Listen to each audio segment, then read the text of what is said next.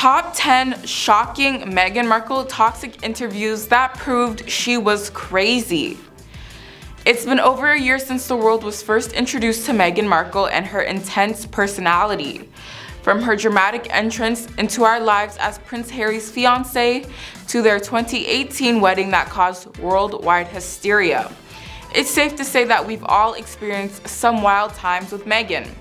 But nothing has been quite as intense as the interviews she has given throughout the course of the past year. Number 10, the cuts. Meghan Markle wasn't afraid to stand up for herself and her family in her controversial interview with The Cut. Her words struck a chord, making it New York's magazine's most read piece of the year. But that didn't stop Matt Donnelly from Variety questioning Meghan about the backlash it had caused. When he suggested it was snarky, Meghan quickly shut him down, explaining how toxic the environment she and Harry were living in before their departure from the British royal family. The Duchess of Sussex took aim at The Cuts and the interviewer, Alison P. Davis, claiming that she had been too trusting and open during the chat, adding that the interview was only ever meant to focus on her podcast and her and Harry's other projects. But that was not how the interview was perceived at all. Number 9, shapeshifting. We might never know if Meghan Markle had some form of Megxit in her mind when she married Prince Harry, but according to someone who knows her personally, shedding her skin and starting over is a habit of hers. Writing for Talter, Shanann Giovanni, who hosted Markle for dinner during her Suits days, claimed, "Something that has stayed with me, especially post-Megxit, is that Meghan is no stranger to picking up and reinventing herself. Both a go-getter as well as a shapeshifter, she returns now with more special mojo than she could have ever imagined then." By March 2020, Markle was already unleashing that social mojo on Los Angeles, where she and Harry moved after leaving Canada behind. The Sussexes were previously mocked when the prince was filmed asking Disney CEO to cast Meghan Markle in something.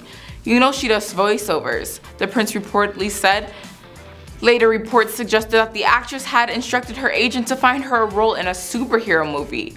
It seems as though Meghan Markle was making herself at home, but how was Harry handling it? Was the royal keeping up with his shape-shifting wife? I don't know. His career is going to map out. Dr. Jane Goodall, a famous primatologist and a good friend of Harry's, told the Radio Times that April, "I've been in touch, though I think he's finding life a bit challenging." Number 8, the aftermath of the docuseries. Harry and Meghan's comments and royal attacks during their docuseries were absolutely insane, with one TV host even suggesting they constituted treason.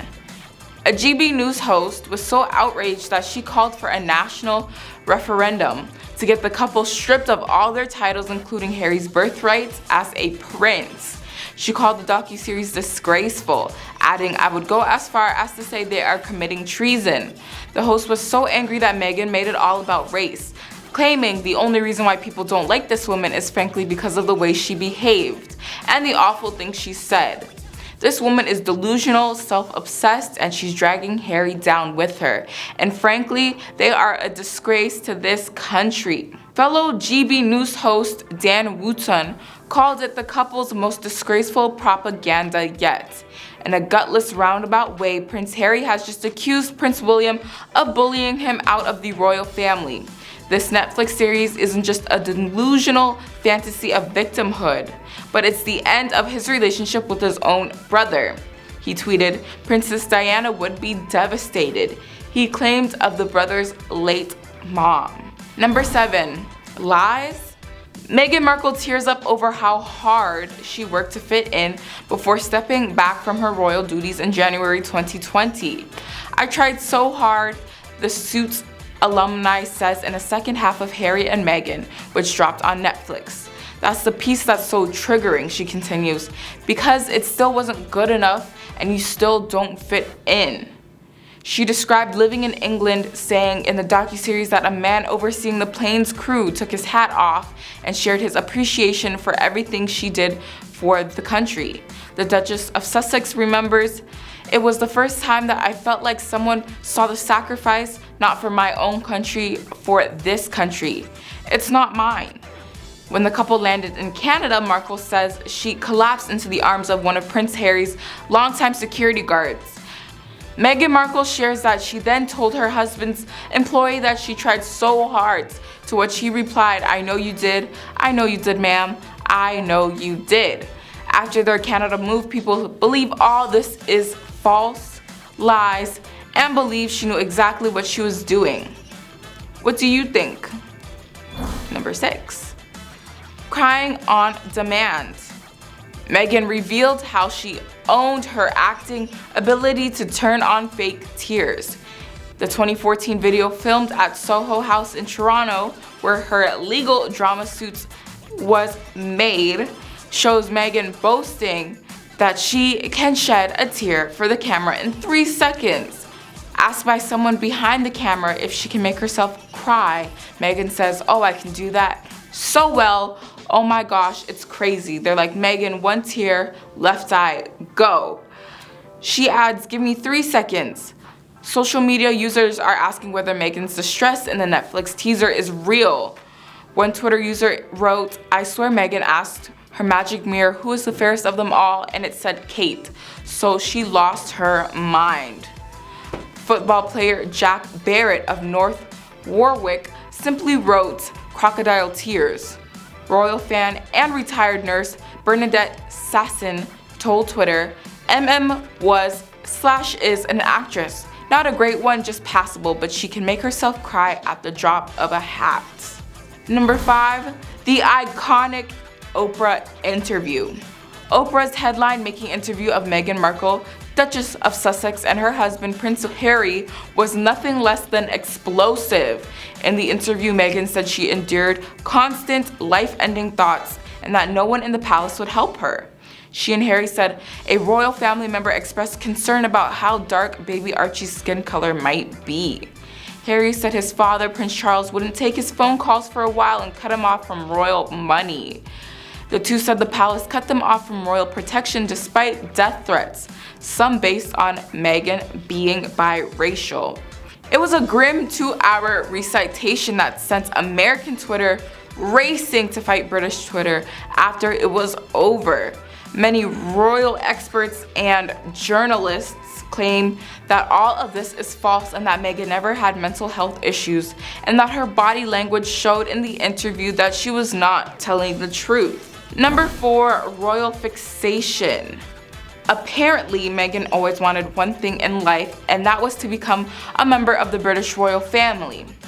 Now, she's never confirmed that, but her friends say that she always had a fascination with the royals. According to some sources, this was all a part of Meghan's plan. She wanted to be a princess since she was a teenager. Her old pal once said she was always fascinated by the royal family and that she wanted to be Princess Diana 2.0. Coming in at number 3, LA life. Prince Harry and Meghan Markle took the ultimate gamble by stepping back from royal life and moving abroad. But an insider revealed to the new idea the Sussexes' move to LA has completely backfired, and as a result, the pair are struggling to get along behind closed doors. Things are bad, the insider claimed. They fight and bicker constantly. After openly struggling with royal life, the couple's highly publicized decision to pursue an independent life was meant to make for a happier existence.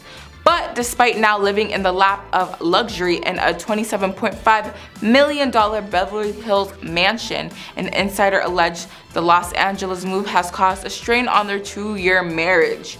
According to the insider, the problem stemmed from the hopes Meghan had of being warmly welcomed back into Hollywood life and her belief that the red carpet would be rolled out literally upon her return. This, however, hasn't panned out due to the pandemic. She feels extremely slighted that it hasn't worked out that way. This, however, hasn't panned out due to the pandemic. She feels extremely slighted that it hasn't worked out. The source said Meghan is the type of person who thinks nothing can get in her way, even the global pandemic.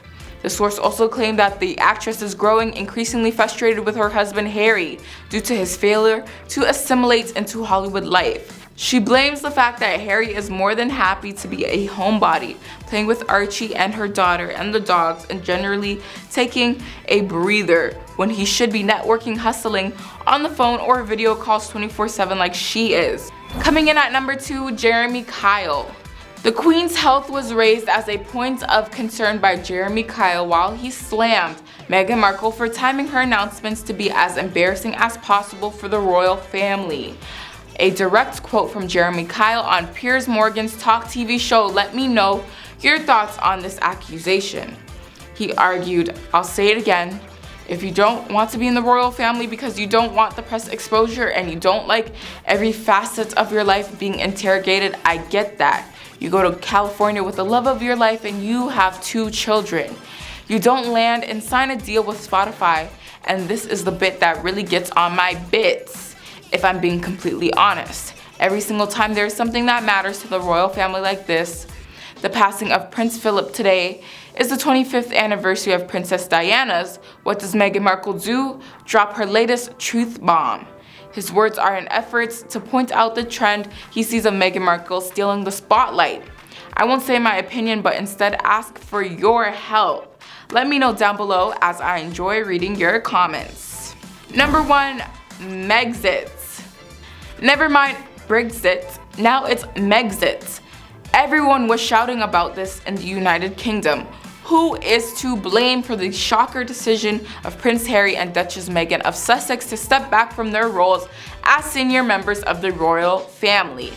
In Britain, the answer from major swaths of the media, from some commentators on social media, and from scores of royal sources whispering in ears, it's pretty clear. Blame Meghan. Now cast as the driving force behind the couple's move to create new royal rules for themselves within the family and to split their time between the UK and North America.